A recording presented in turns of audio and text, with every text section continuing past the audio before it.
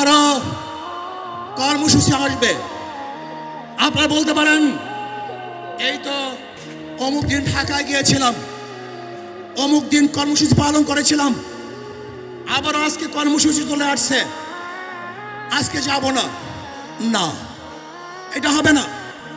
যেরকম খন্দকের যুদ্ধ শেষ হওয়ার পরপরই নবী আলাইহিস সালাতু ওয়াস সালাম যখন বিশ্রামে গিয়েছিলেন, জিবরাইল বললেন, ইয়া নবী আল্লাহ, আমি এখনো যুদ্ধের পোশাক খুলি নাই, আর আপনি তলোয়ার রেখে দিয়েছেন।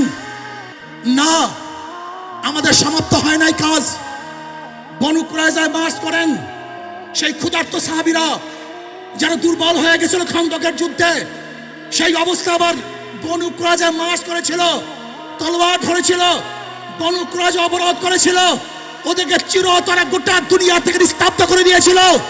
আজকে আমাদের বসে থাকলে হবে না, এক কর্মসূচি পালন করার পর চিরালে হবে না, আমাদের বসতে পারবো না, সময় নাই বসার, নহে সমাপ্ত কর্মমদের অবকাশ তোলায় বিশ্রামের।